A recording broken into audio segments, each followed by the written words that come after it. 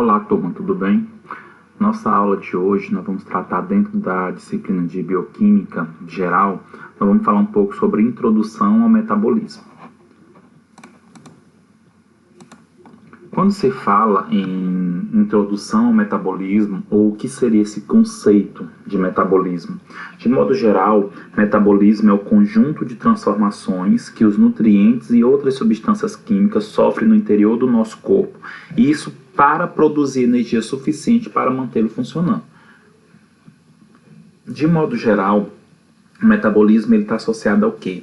A quebra e construção de moléculas para favorecer a produção energética, para obter energia para o funcionamento das nossas células. Então, de modo geral, o metabolismo é a formação de substância ou quebra de substância com o intuito de obter energia. De modo geral, o metabolismo ele tem aí duas classificações gerais para o metabolismo. Nós temos o que nós chamamos de catabolismo. E o que seria catabolismo? É quando se quebra substâncias maiores para compostos menores.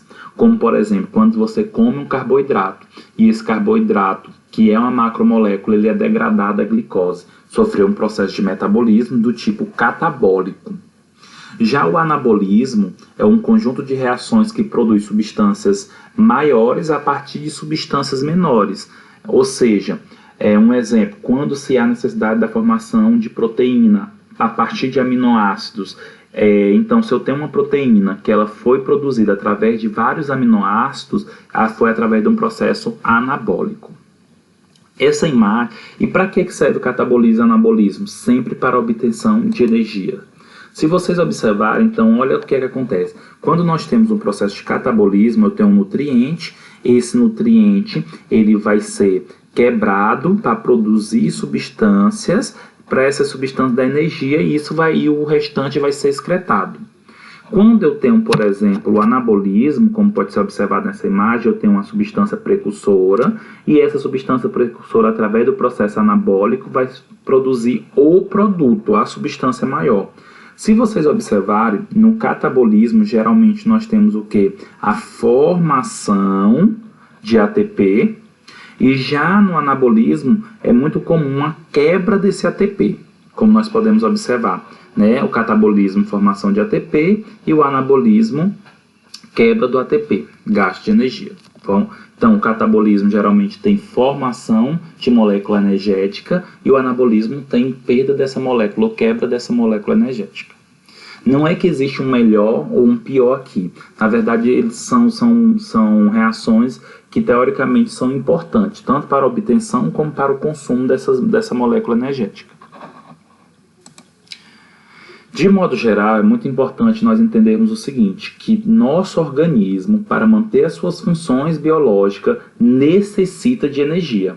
E geralmente essa energia vem de um sistema de reações químicas e físico-químicas em equilíbrio. Ou seja, para que eu obtenha energia para as nossas funções diárias, preciso fazer o consumo de alimentos energéticos. Geralmente esses alimentos têm que ser balanceados. Contudo, isso faz com que os organismos eles sejam classificados de acordo com o que eles consomem ou como eles obtêm energia.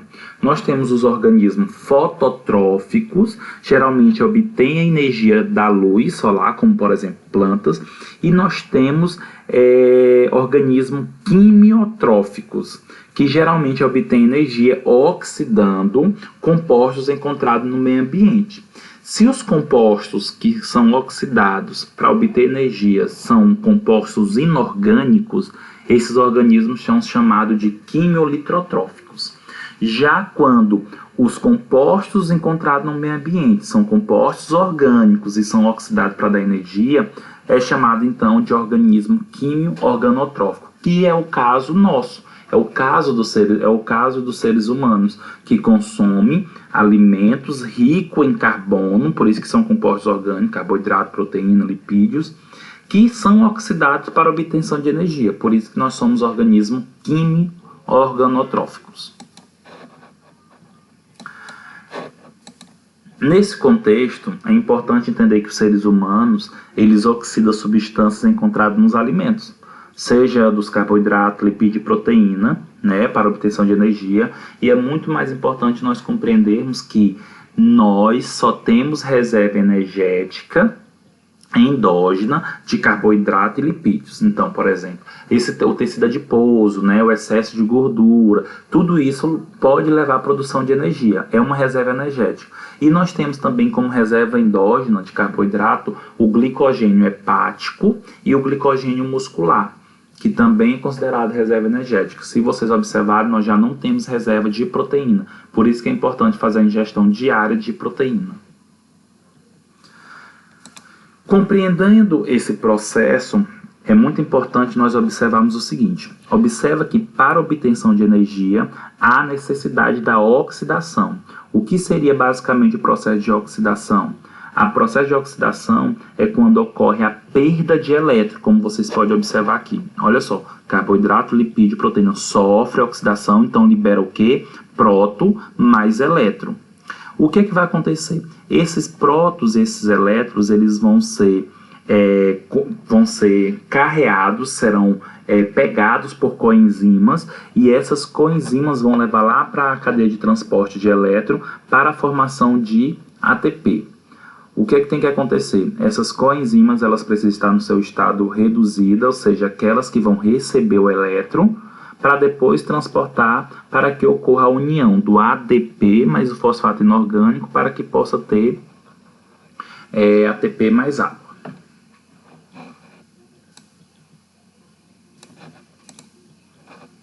Qual é a função do metabolismo? O metabolismo ele tem várias funções, como a obtenção e utilização de energia, que é o que eu comentei desde o início dessa nossa videoaula. O metabolismo ele serve para produzir moléculas estruturais e funcionais, como proteínas, ajuda no crescimento e desenvolvimento celular, porque vai ter energia, vai ter processo de produção de substâncias importantes, e o metabolismo ele serve também para remover produtos da excreção. O que seria isso? Geralmente quando ocorre o processo de produção de energia, quando ocorre o consumo de determinada substância, tem sempre vestígios ou tem restos de produtos que precisam ser excretados do nosso organismo.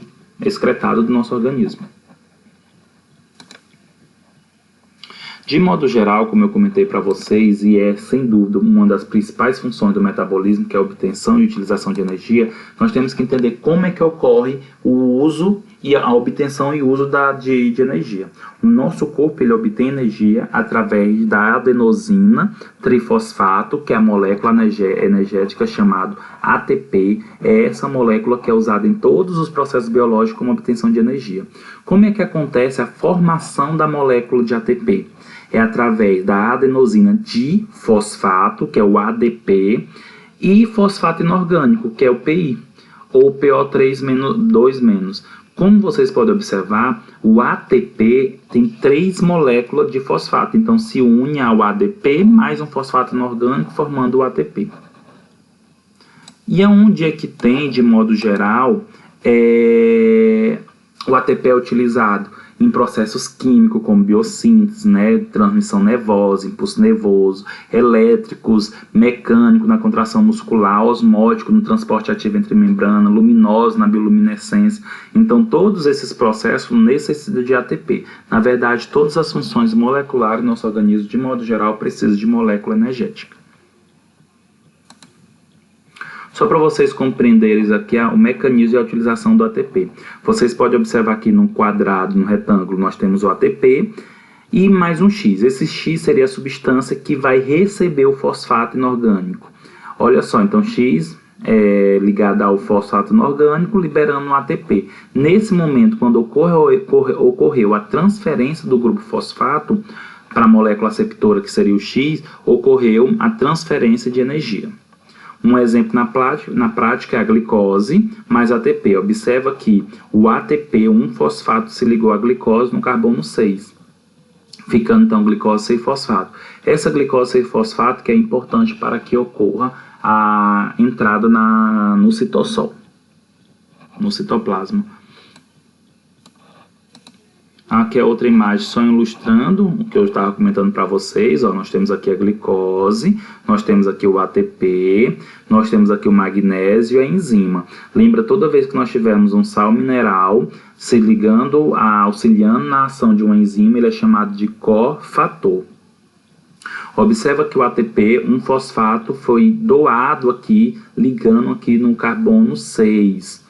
Então, agora, em vez de glicose, não tem glicose, 6 fosfatos. Significa que no carbono 6, na molécula de glicose, tem a substância fosfato. Aqui, só para a gente compreendermos novamente o que é que acontece, nós temos aqui, de modo geral, os processos biológicos que utilizam a energia do ATP sintetizado por oxidação de nutrientes, né? Então, o que acontece? Quando oxida os nutrientes, ou seja, quando libera elétrons desses nutrientes, carboidrato, lipídio e proteína, nós produzimos ATP e logo em seguida existem alguns processos que requerem energia. Então, aqueles processos que requerem energia, que basicamente nosso organismo quase todo necessita desse processo energético, aí quebrada a molécula de ATP, liberando ADP mais fosfato inorgânico.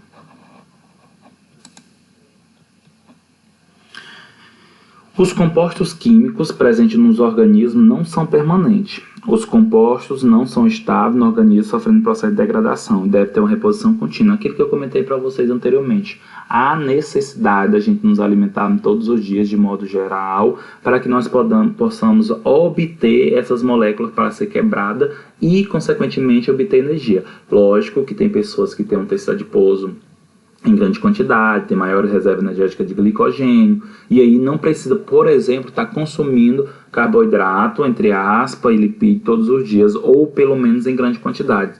Ou então outros carboidratos teoricamente mais saudáveis, que é aqueles que têm um índice glicêmico menor. Alguns tipos de organismo necessitam apenas dos dióxido de carbono de água e sais minerais, como por exemplo algumas bactérias e todos os vegetais. De modo geral, ele não precisa desses compostos em si, só precisa de dióxido de carbono, água e sais minerais. Outros devem receber um conjunto variado de substâncias, que é o caso dos seres humanos. E é importante entender que dentro dos componentes mais importantes dos nossos alimentos, nós temos os macronutrientes, que são carboidrato, lipídios e proteína. Esses aqui são chamados de macromoléculas, e essas macromoléculas, quando sofrem o processo digestivo, elas vão se transformar em moléculas menores, carboidrato da origem à glicose, proteína da origem a aminoácidos e lipídios ácidos graxos. A glicose, os aminoácidos e os ácidos graxos são unidades constituintes, ou seja, são unidades menores que formam essas macromoléculas.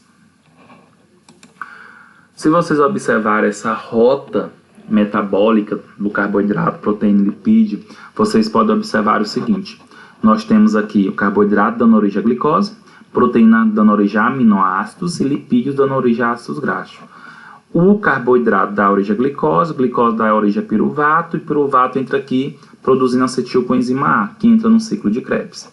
Os lipídios produzem acetilcoenzima A, entra no ciclo de Krebs. E as proteínas, alguns aminoácidos, como leucina, lisina e fetolina, eles produzem acetilcoenzima A.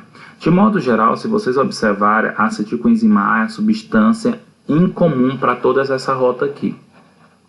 E além disso, os lipídios podem dar origem a carboidrato, carboidrato pode dar origem a lipídios, proteínas pode dar origem a lipídios, proteínas pode dar origem a carboidrato.